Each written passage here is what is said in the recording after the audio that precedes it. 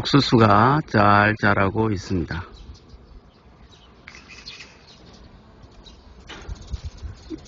위쪽에는 수컷이 잘 발달되어 있고요. 풍매화라고 알고 있는데 벌들도 꽤 많이 지금 달려들고 있습니다.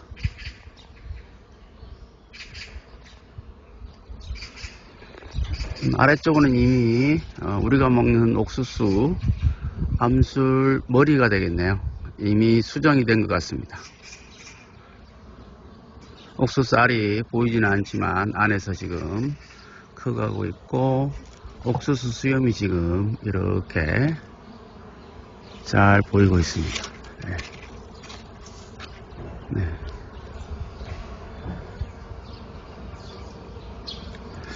옥수수 수염이 암술 머리니까 저기를 통해서 수정이 일어날 것 같거든요. 꽃가루가. 참 식물의 세계는 신기합니다.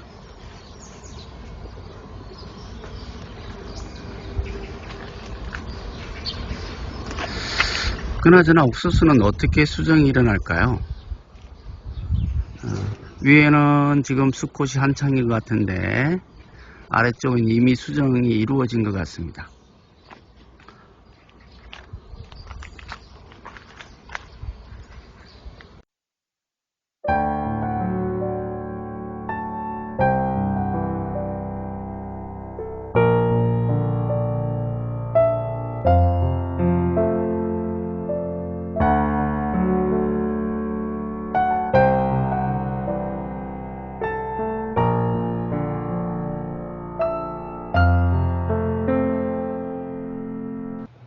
자, 안녕하세요. 오늘은 이 뭐죠?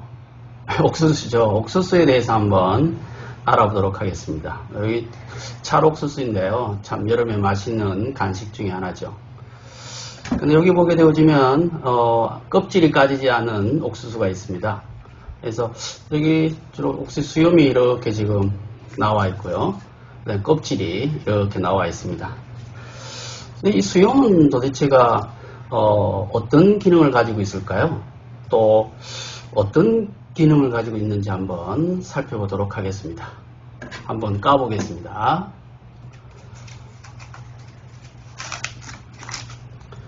바깥에 껍질이 매우 지금 이렇게 있습니다.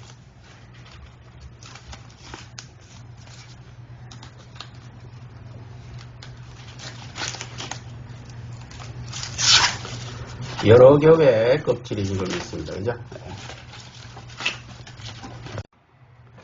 자, 이제 본격적으로 옥수수를 한번 해보겠습니다. 여러 겹의 껍질이 이렇게 있고요. 자, 조심해서.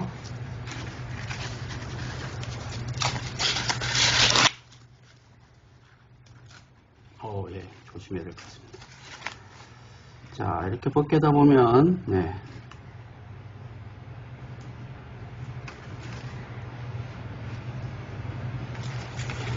네, 옥수수 수염이 위쪽에만 이렇게 있는 것이 아래쪽으로 쭉 지금 연결되어 있습니다.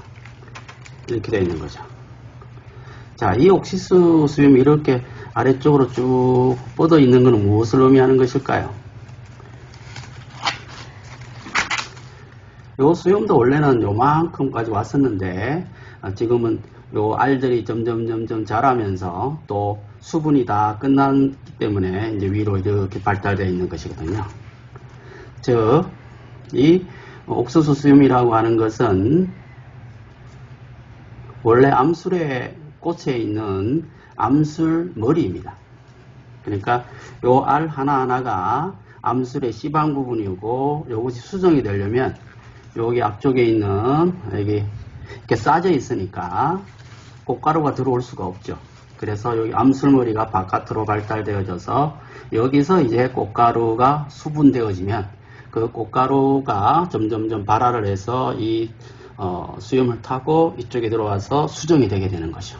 수정이 되고 나면 이제 이것은 필요가 없으니까 이렇게 끊겨지게 되어지고 위로 점점 이렇게 성장해 감에 따라서 옥수수 수염이 이렇게 떨어지게 되는 겁니다. 그래서 위쪽에는 계속해서 보면 발달되어 있는 것들이 이렇게 보입니다.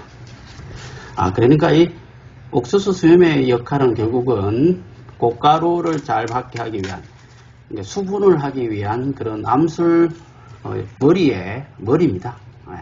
그걸 우리는 수염처럼 생겼다고 해서 옥수수 수염이라고 부르는 것입니다. 그래서 결국은 꽃가루가 닿기 쉽도록 이렇게 싸져 있으니까 바깥쪽으로 암술머리가 발달해서 우리가 보기에는 이렇게 수염처럼 이렇게 보이는 겁니다. 그러니까 수염은 옥수수의 암술머리이고 요 씨앗 하나하나가 하나의 꽃인 셈이죠. 그래서 요 꽃 하나에 암술머리가 바깥으로 발달되어져서 이렇게 씨앗이 이렇게 맺히게 되는 겁니다. 그래서 통째로 이렇게 열매가 되는 것이죠. 결국은 이것은 하나의 꽃이 아니라 한 수백 개의 꽃이 뭉쳐 있는 것이고 이 옥수수 수염은 암술머리에 해당되는 것입니다.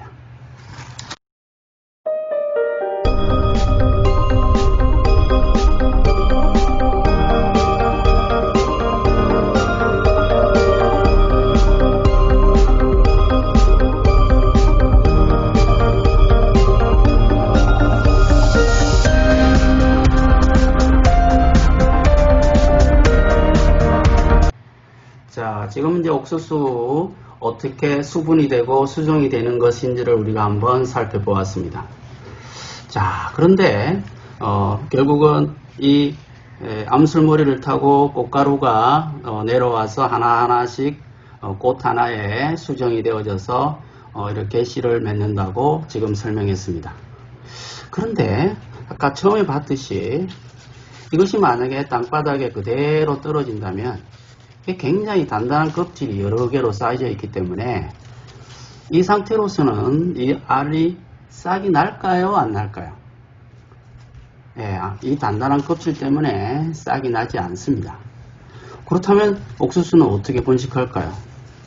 땅에 떨어져도 싹이 나지 않는데요. 그렇죠. 정답은 인간을 이용하는 것입니다. 오랜 기간 동안 이 옥수수는 인간에게 의존해서 진화해 왔습니다. 인간이 계속 필요에 의해서 옥수수를 심고 기르고 하는 것이죠. 그래서 이제 인간과 옥수수 어느 종 한 종이라도 없으면 다른 종은 멸종 가능성이 높습니다. 인간이 이렇게 껍질을 벗겨서 요 알 하나하나를 땅에 심지 않으면 옥수수는 지금은 더 이상 번식할 수가 없게 진화해 왔습니다.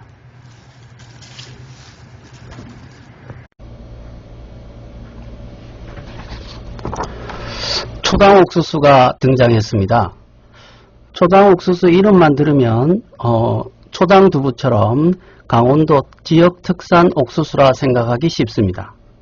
사실 초당은 지역 특산명이 아니고 매우 달달하고 하는 한자어로서 일반적인 옥수수보다 당도가 매우 높다고 붙은 이름입니다. 미국에서도 단 옥수수, 스위트콘이라고 부르죠. 이것보다 더 당도가 강하기 때문에 슈퍼 스위트콘이라고 부르는 품종입니다. 사실 이 옥수수는 미스테리한 식물 중에 하나입니다. 이 옥수수와 흡사한 식물이 자연계에서는 잘 찾아볼 수가 없습니다. 옥수수의 원산지나 기본적으로 유래에 관해서 명확하게 밝혀진 것이 없습니다. 멕시코 지역에서 7,000년 전부터 이미 재배해온 것으로 추정될 뿐입니다. 옥수수의 조상으로 추정이 되는 티오신테라고 하는 식물은 우리가 알고 있는 일반적인 옥수수하고는 크기나 모양이 완전히 다릅니다. 거의 잡초처럼 아주 빈약한 수수이삭처럼 이렇게 가지고 있는 잡초와 같은 것입니다. 이 잡초 같은 식물을 남미 원주민들이 현재의 옥수수로 어떻게 개량시켰는지는 미스테리입니다.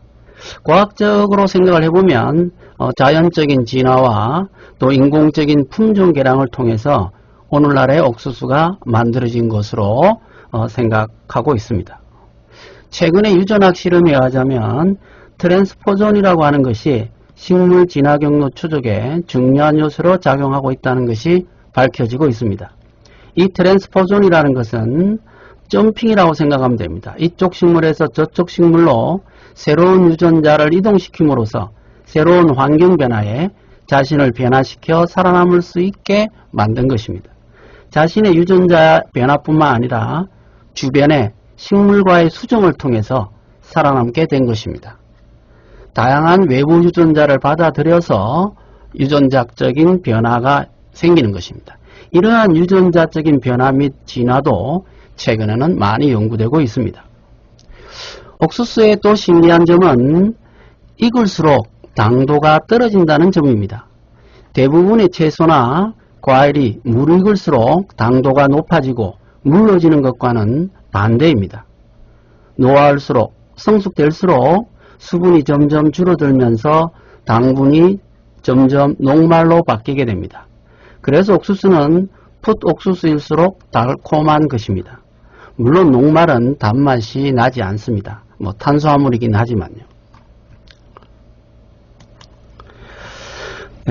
그런데 이 초당 옥수수는 이 과정에서 돌연변이가 일어난 품종입니다. 식물이 광합성을 하면 단당류인 포도당이 기본적으로 합성되고 포도당의 일부를 과당으로 바꿉니다. 과당은 다시 포도당과 결합을 해서 이당류인 설탕으로 합성이 됩니다. 설탕은 옥수수의 체관을 통해서 식물체에 필요한 곳곳에 이동되고 저장기관인 열매, 그러니까 옥수수 알로도 이동해서 저장이 됩니다. 저장기관인 옥수수 알에서는 이 설탕을 다시 포도당으로 분해한 다음 이번에는 녹말로 합성해서 저장을 합니다. 그런데 옥수수는 이 설탕이 포도당으로 분해되고 다시 녹말로 되는 전환 과정이 천천히 일어나기 때문에 우리가 단맛을 느끼게 되는 것입니다. 즉 옥수수는 좀 게으른 편이죠.